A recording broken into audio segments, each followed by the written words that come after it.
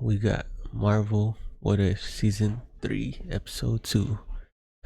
It started off slow, but it was pretty good. No cap. Reaction to this. Welcome back, The everyone. It's emergency Charlie. This will be awesome. my full Marvel What If Season 3 Episode 2 video. There are a whole bunch of Easter eggs and references. The Celestials, the Eternals That's finally pretty came back. cool. Everybody wondering whether they're going to do more stuff with the Eternals I like characters. the So we'll Eternals break and it the all down. If you're Celestials. brand new to the channel, be sure to subscribe to get all the episodes. But the episode title was What If Agatha Went to Hollywood, which is a reference to Agatha Harkness of this universe going to Hollywood to be an actress in movies during the 1940s, 1950s era, instead of spending She time cooked. killing all the other witches to take power and being obsessed with the Darkhold, all because she winds up learning about Tiamat, the celestial that's growing inside the earth. She learns about the emergence and decides that I that's a wonder way how better she found power that source out for though. her, and basically wants to turn herself into a god with all that celestial power. Essentially, that's what happens in the episode, like she turns herself into a new cosmic entity. Yeah, that was pretty dope. Teaming up with Kingo from the Eternals, and even though he was like the main Eternal character in the movie, they did include the other Eternals characters, like they referenced them, but he was the only one you actually saw on screen. I thought we were gonna He see was all of relevant them. because you remember at the time he had been a Bollywood star for a while, making all kinds of movies just across history, pretending to be his son, then his grandson, and so on and so forth as time went on to disguise That's the fact funny. that he never aged. That was part of the whole joke of the characters. Originally, he said his assistant, who started working for him when he was a young boy, eventually thought that he was a vampire and tried to stake him, which obviously didn't work until he finally just told him the truth. Shadow They team up working for Howard Stark, who also has Jarvis with him in this, the younger Yeah, version of Howard Jarvis that we Stark saw during involved the in Agent everything, Carter bro. series, who also came back during Avengers Endgame too. Even though most people, when they think of Jarvis, they think of Iron Man's AI that wound up turning into Vision eventually. In the context of the MCU, Tony Stark actually based his Jarvis AI on his family's original butler when he was growing up. I kind of So figured the that. Paul Bettany Jarvis was inspired by the original human Jarvis. If you haven't seen those original Agent Carter episodes, they're actually fantastic. Kevin Feige actually Yeah, worked that's pretty personally good. on most of those. The big change to his character is that after World War II, instead of spending all of his time working on the Tesseract like he did inside the MCU, developing more weapons for Stark Industries like he would normally do, he decided to start a movie studio, and then Agatha saw that as an opportunity to find a way to weave her spell to She steal all was the Celestials' cooking. power, because she needed a really big production to do it and a bunch of money, so she wanted to just take his money. The other big Easter egg here, too, is that Howard Stark starting He his was own blowing movie that money studio like is meant crazy to be a though. reference to real-life Howard Hughes, who the character Howard Stark in the MCU is meant to be based on. It's a little different in the comics because when they created the Iron Man character, the Tony Stark Iron Man character back in the 60s, he was based on Howard Hughes. But because all those main MCU characters were time shifted forward, like they're much older than they were in the comics, they just used the Howard Hughes comparison for his father, Howard Stark. Howard Hughes in real life ran his own movie studio, movie company for a long time, making movies. He almost bankrupted himself doing it. There are a couple references to that during this episode too, where Howard Stark is saying, doesn't matter how much money it costs, we'll reshoot it as many times as we need. That's something that Howard Hughes he did didn't in care. real life. Like he almost went bankrupt making movies. Yeah, that's crazy. They start the episode with a custom 1940s black and white version of the Marvel animation logo with an old-timey version of the Marvel fanfare, big band style, as if you're watching this movie play out. Started But off the real context slow. is that we're actually watching them film this movie about Agatha trying to turn herself into a god. They start the fake in-universe movie with a regular person in a celestial costume, bang the gong designed with a bunch of celestial symbols. Like all around this are all these celestial symbols that are part of Agatha's spell. So like all the designs are literally just the sigil that she's drawn, like the spell circle to channel all this energy. One of the other comps here too is that if you remember the Eternals movie, Kingo's Bollywood movies oftentimes were just parodies or retellings of the Eternals backstory. So he was like giving away all their secrets, but it was in movie form, so nobody believed They that he was believe it actually was giving away special secrets. Like they didn't effects. sense what was actually going on. The Watcher narrates like he's narrating the movie, but it's the origin of the Celestials and the dawn of the MCU universe. They made some changes to the origin of the universe in the comics, so the whole origin story is a little bit How different many in the are there? comics Like than in the 8? movies. These 6 people Well, she walking to the cooked front of 2 the already. stage are meant to be the first celestial host after the creation of the universe. The beginning of the movie is basically meant to be the origin of the MCU, in fact. There are many iterations of the Celestial Host in the comics, but this first MCU one, I think, is supposed to be Airsham the Judge, who's meant to be the leader, Eson the Oh, they Searcher, who we cooked saw them during already. Guardians of the Galaxy, Nowhere, who we also saw during that movie. I think he's supposed to be Jemiah the Analyzer, this one here. Then I think there's Nazara the Calculator, Hargan the Measurer, and maybe Zirin the Tester. Jack Kirby created a whole bunch of Celestials, so like these could be any number of those. Agatha enters the stage and starts weaving her spell to channel Tiamat's celestial energy inside the earth, and it's in Latin, like she's speaking Latin as part of the spell. Notice she's all in white and the Celestials bowed to her as part of this production, like she's basically trying to turn herself into the god of the MCU. All these They celestial might just symbols have to, flying through because the she air got are the part of her power actual of real two spell that she's celestials weaving. now. Also, the joke here too is that Howard Stark knew what was going on the entire time and just let her do it because he felt like he could make money off of this, and he was hoping for something that he could actually turn into really interesting technology. Later in the episode, his whole condition for helping Kingo and her is that he gets to use the Domo, the Eternal ship, in all of its advanced Mm. technology. Like, just let me do whatever I want to with that ship, and I will fund anything that you want. Which I thought was a fun twist. Like, they make him seem a You little gonna bit make like all that Tony money Stark, like a back with little that. unhinged, like a little bit of a man child, but secretly, he does know everything that's going on. He's just pretending like he's dumb about it. This is why later in the episode, he's not surprised, like he knew that Agatha was a real witch weaving real magic, and he knew that Kingo was a real alien. So it sounds like Howard Stark already knew about the Eternals. Agatha claims she's taken the power of the I mean, he's a Eternals. Later in smart the man. episode, He we know find out that everything. that's actually a literal thing. Like, she literally just sucked their power the way that she steals power from other witches, but using a special spell. Because technically, her power doesn't work that way. Like, she can only take power from other witches unless she's using some special type of spell to get around that. Like, the whole twist of the episode is that she couldn't suck the power out of a celestial if she wanted until she actually makes this big She upgrade with the strapped Eternals him energy. down. She tries and fails. She isn't able to take any of Tiamat's celestial energy yet because she needs the added energy from Kingo, like that extra little bump of celestial energy. The whole idea is that all the Eternals' energy that they give off or they can use their powers are based on the cosmic celestial energy that the regular celestials have. They just grant them a portion of their power when they create them. So it's basically the exact same type of power source. Hey, they The need to Watcher get with reveals that in this Agatha different to universe, this take the version of powers Agatha from them. decided that it was way more efficient to try and steal Tiamat's power than go around just stealing power from other regular witches. Like, way bigger power source. She could become a god with this. So And because she it was so did. hard to do, because it required so many resources, she needed a ton of money. The easiest way to get that was to go to the world's richest person at the time, who technically is actually Black Panther in Wakanda right now, Mm. but instead of doing that, she goes to Howard Stark, who's like the second richest person in the world.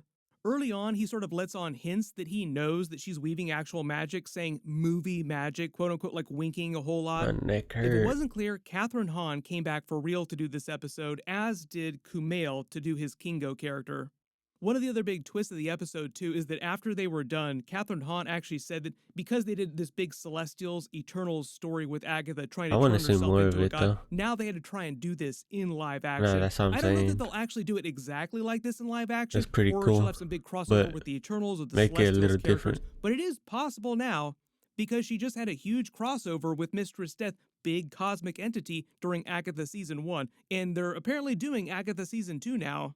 But Mm. usually all the TV shows, like especially the Agatha TV show, tends to be much lower budget. Like Agatha Season 1 was probably one of the cheapest shows that Marvel did compared to, say, something like She-Hulk, where they spent almost over $225 million. Nah, Anytime 225 is they do crazy anything with the for Celestials She-Hulk. or the Eternals, it requires a ton of special effects, so like I'm not expecting a ton of that during Agatha Season 2.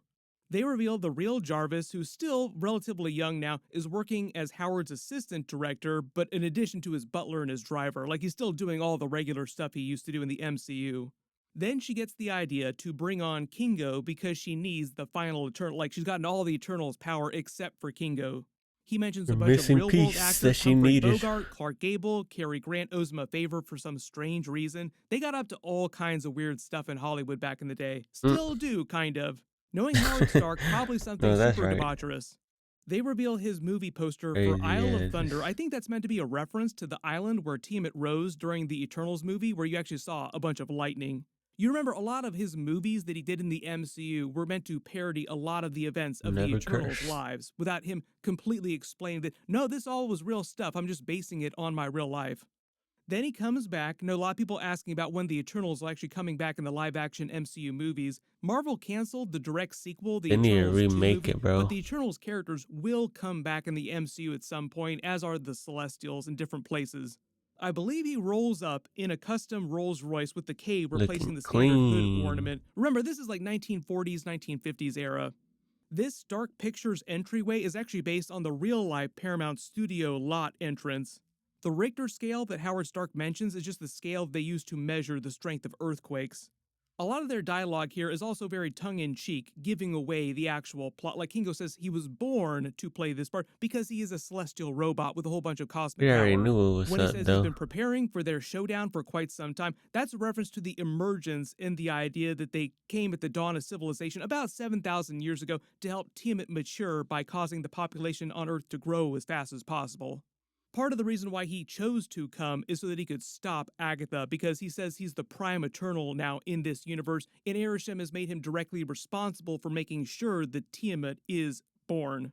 They mentioned Busby Berkeley. He's actually viewed as one of the greatest choreographers in He big didn't do a good musicals job. He gave history. away his He was very powers. active during this He period when they're betrayed actually him. making this. They reveal the movie that they're actually making, that Agatha is making, is called Galactic Queen, because, like I said, Agatha is trying to turn herself into a god. The S. Dunstan camera operator on the slate here is actually a reference to the real-life Simon Dunstan, who was part of the production crew of the What If That's what's up. TV show that's actually making these episodes we're watching. A lot of times in TV shows or movies, not just comic book movies or comic book TV shows, but if they have lists of names in the background, so they need like a whole bunch of names on screen, they'll use members of the production. They redo the same scene from before, but with Kingo now improvising a big Bollywood number. All the dancers here are meant to be dressed like his purple costume, like they're meant to look like versions of Kingo. And they basically treat this like a big dance-off battle number, like Guardians of the Galaxy style. And it seems like Kingo was trying to get Agatha before this, and that's why he was interested in coming. Like he knew that she was trying to steal Tiamat's power and stop the So what emergence, was he and he wants to expecting? prevent that. Howard Stark calls him the Eternal Champion because this is based on the Eternals, and they reveal that Howard Stark knew that he was an Eternal, so like Howard Stark is also talking very tongue-in-cheek too, like, I know what's going on here. When Right. he says staying her hand, that's He also a said, I'm reference to not new Kingo to trying to this. stop Agatha from stealing Tiamat's celestial power, but she obviously winds up convincing him long-term in exchange for being able to make as many movies as he wants by appealing to his vanity.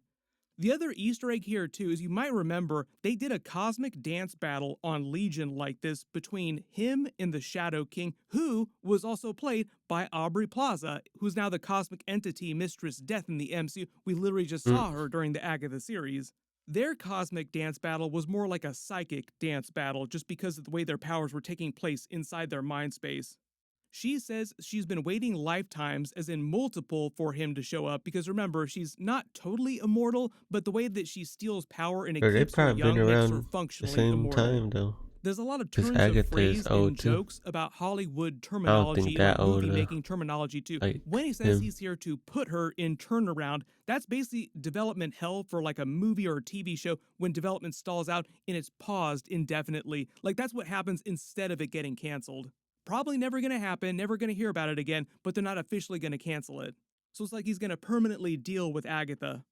She reveals she knows what's going on with the Emergence, the Celestials, all the other Eternals. When He she says said, I'm number one on the canceling call sheet, all too, that, that's what a bro. lead actor of a movie or a TV show is called. The call sheet is the order in which the actors show up on set to start filming the episodes of the movie. Then he tries to actually start killing her with his celestial powers, and she reveals that she has somehow stolen Makari, Thena, Gilgamesh, the rest of the Eternals' abilities, naming off a couple of them, but she's gotten the powers from all the rest of them already. Like you see her use all the Eternals' different abilities against him here, which surprises him. And That's she special reveals effects that right she's there. You literally save got money. them stored in a shed on the lot. Like, oh yeah, I got them over in the creature shop. They look like other creatures. Meaning that they're not dead. She brings them back at the end of the episode and gives them their power back.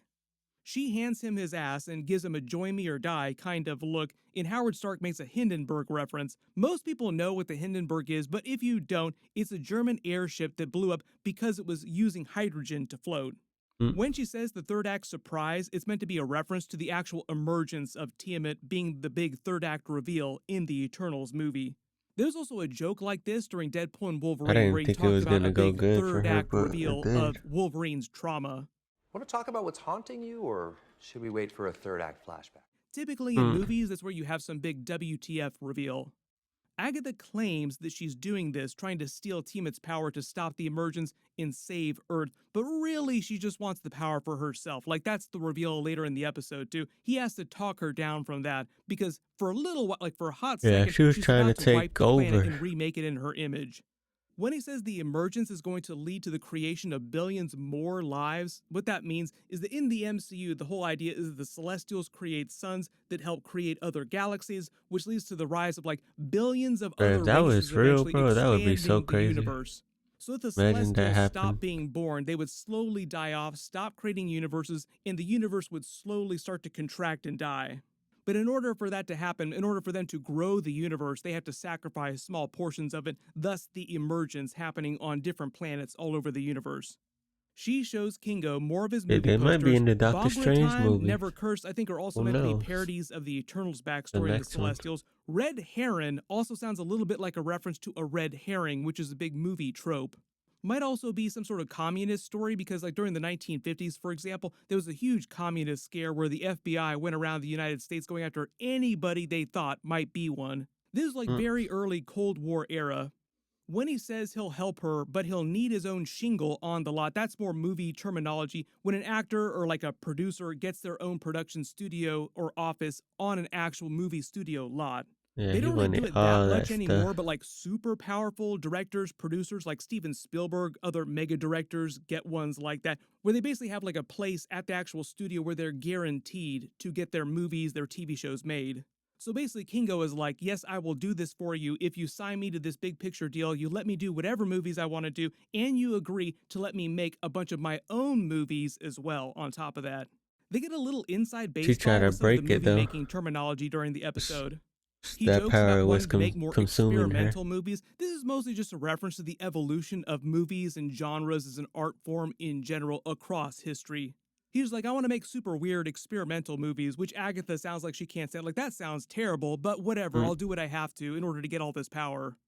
Just as she starts to take his power, Erison the judge judges them and says he's coming to destroy the planet, basically to wipe them and help Tiamat emerge. Which is basically why Agatha needs to evolve herself into a god so that she has enough power to actually stop him from doing that. When they say they're not each other's type, like they're not a couple, it's because she's a lesbian. She's like in a long-term I forgot. situationship across history with the cosmic entity Death, and Kingo is a celestial robot, not really capable of having children. They decide to use the Griffith Observatory to complete the spell. That's actually a real They place look in like a Los couple the Angeles. They've whole actually done a lot episode of though. filming there in the past. Howard Stark says he's going to buy it so they don't need to get a permit to film there, which is a very Howard Stark kind of thing to do. Right. He Kingo said, fuck brings it, the I'ma domo. buy I think it. because they just wanted to have the domo in the episode. That's Like, well, tough we're doing the though. Eternal stuff. Why don't That's we a do their flex. crazy alien spaceship? Howard Stark does the big reveal of him knowing exactly what was happening the whole time and agreeing to help them on the condition that he gets to do whatever he wants to with the Eternal ship after this. All the Eternals, the celestial technology, would advance Stark technologies exponentially, so anybody who is any kind of scientist or technologist would salivate at this opportunity. One of the other jokes here, too, is that he said that he thought that Agatha using actual magic to make movie magic would save him a ton of money in special effects, which is also very true. When they do the little meanwhile in space interstitial with the Watcher just kind of sitting there, it kind of He was reminds me just of the chilling Avengers watching. Infinity War version when they went to the Guardians of the Galaxy. Like, meanwhile, somewhere in space, they're just flying around. They show Erison the judge coming to Earth, flying by the Watcher. This is a little bit different the way they depict him moving around It looks space like inside the hyperspace episode. I think they just with did this for the purpose of the Star episode. Wars. Technically, in the MCU, Except they it's showed him red. folding space. So it's not that he just flies around in space. Space almost seems like it moves around him the way that he teleports. Agatha siphons Kingo's power like she does with regular witches, then takes Tiamat's power, and they do the black and white old-timey illustration to explain this. I actually love the way they did this. Yeah, It's that kind was of funny. nice. This basically renders Tiamat inert. So, like, it's not going to break out. It's just going to sit there in the core of the Earth's planet forever unless they go get it out of there. Right. This basically has the He's effect of cooked, bruh. transforming her into a She killed cosmic him. entity, like she's god tier now, about as powerful as Erison the judge, but winds up fighting him in like a huge battle that Howard Stark is filming with Jarvis as if it's an actual movie. Like they're basically trying to present this to the rest of the world who's And watching it in the night everybody was sky as if watching. they're just doing a crazy So movie with a bunch at of the special effects. movies, when they When put they it show the at the end, Hollywoodland sign, that's what you the know that was Hollywood sold sign out. used to look like. Originally, it was just created to advertise a real estate development in the area. Like it was a glorified billboard Hollywoodland. for real estate development, but it got so famous that they just left it up afterwards and removed the land part of it. Notice the golden ball on her ring here on the finger? That's just meant to be a celestial core. They have their full on celestial versus celestial fight. When she traps him, creating the magical pentagram, I think that's also meant to be a twist from like the end of WandaVision, where she Right. secretly reveals she created all of these sigils trapping Agatha.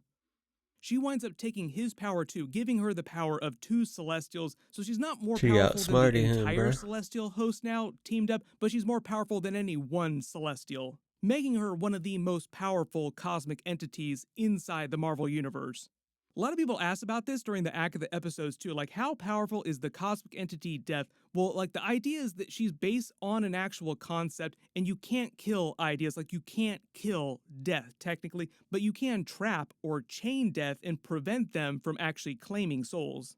So when it comes to her, say, like fighting other big cosmic entities, it's a little bit like that. Like she can't just go around sucking power from like every single cosmic entity. She actually even said that during Agatha all along when Death was like, why don't you just take my power? And she's like, yeah, that's funny. That would actually kill me. Like it's way too much power. Right. There are a couple funny moments here with her big villain turn where she reveals she was just stealing the power for herself. Jarvis immediately bowing to her That was the as his third new act, queen. bruh. Kingo kind of does his own version of a talk They no always jutsu where he explains to her turn that she bad, has turn a chance evil. to actually really be loved by everyone through the power of movie making. Like, let's make movies and people will actually enjoy watching you. You want to make them love you. One of the big regrets of the Agatha character, we kind of learned about this during the actual series, is that she feels like she's been forced to be an outsider without a coven of her own her entire life. And remember, this is across many hundreds of years. She actually does love being around other people, but she feels like she can't because she'll be tempted to steal their power. Kingo basically explains that making movies is a way around that issue, basically implying that she's going to continue making movies with him forever and just be She a had to slightly use her less talent for despicable person, something else. but she still has all that cosmic power. Howard Stark then stops Stark Industries from making weapons, which is meant to be a twist on the end of the first Iron Man movie. Like, we're not doing this anymore. Like, we're not going to be making any more weapons of mass destruction. Dedicates all of his time to making movies, but remember, he does have full access to the Eternal ship, so he's probably going to be poring over that, making new technology based on celestial technology. She makes a joke about the sequel they're going to do together because the other existing celestial host will come and try to destroy Earth as revenge for Ayrsham and Tiamat, which winds up happening at the end of the episode. Their movie Cosmic Queen premieres, she's on the poster in her celestial form. Then the Watcher has a joke about the whole trope of the cliffhangers and happy endings, like, it's a happy ending, but what if it were a cliffhanger setting up a sequel story where, like, right after this, all the rest of the celestial host shows up behind him to wipe the planet. You have to remember, though, this is like the final season of the show, so if they do an actual sequel story to this, it'd be like after they brought the show back in several years, after they do a bunch more X-Men stuff, Fantastic Four, other brand new characters, so they can do what-if episodes based on hopefully them, they too. bring Magneto. But if it wasn't clear, back there will be a lot of Agatha in like the future of the MCU. She's not going anywhere. All the Eternals characters, like I said, Celestials, they'll also come back in different places too, just not in the Eternals 2 movie. There were a whole bunch of Easter eggs and references during the episode, so if there's any you spotted that I didn't talk about in the video, just write them below in the comments. My episode 3 video will post tomorrow, and remember, we also have Skeleton Crew and Creature Commandos this week too. Forgot about like Skeleton a whole Crew. bunch of stuff happening, even though it is. But thanks for watching. Please sub up, like it, comment, and subscribe again. Thanks.